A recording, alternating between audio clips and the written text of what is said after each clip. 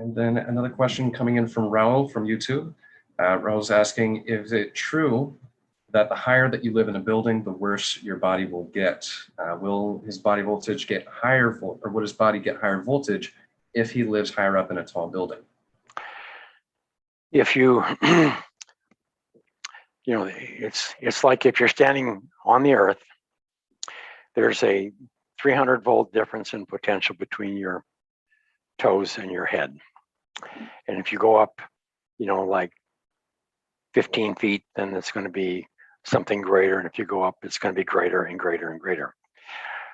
And so what this is really all about is, it's kind of hard to explain without a drawing, but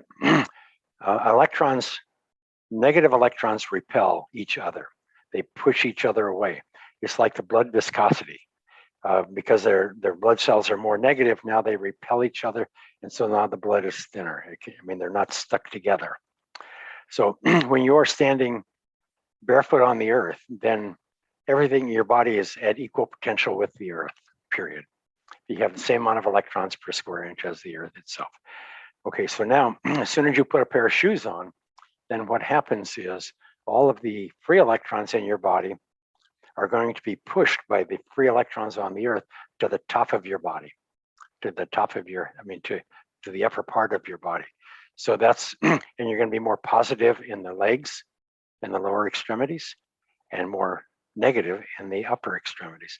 So the further you get away from the earth, that phenomena still goes on, because you have the atmosphere pulling electrons to the top, and then you have the earth pushing them. Now, this is, electrical phenomena. I don't know that anybody would ever want to know this, but it is a problem. It is part of the problem. It's like they did a study back in Iowa, the University of Iowa, I think, where they found that there was a 50% increase in strokes of people who sleep in second-story bedrooms. Now, you'd think that people going up and downstairs, that they would be getting more exercise, but that's not the issue. The issue is that there's this phenomena that the further you are away from the earth, that and you're breathing oxygen, and so you're giving up electrons, and you have metabolic processes going on. So yeah, we are creatures of the earth, and we have moved ourselves up, and it's not all good. Now, on the other hand, you have to realize in a lot of buildings, they are made of concrete and steel, and they are grounded, so they're at equal potential with the earth. So when you connect to some of these buildings, it's just like being on the earth in a high rise. The ones that are the problem are second-story homes upstairs.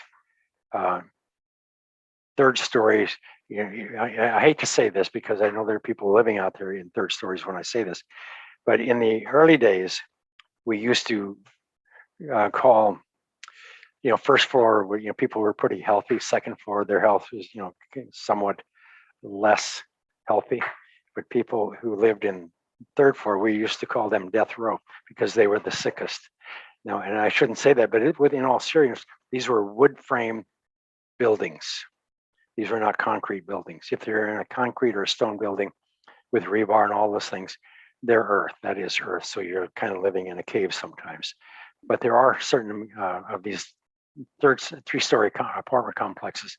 The electric fields are extremely high, but most of all, the problem is you have no ground source in the environmental infrastructure. So your electrons are being pushed to an extreme level, and there's an imbalance in the distribution of charge in your body.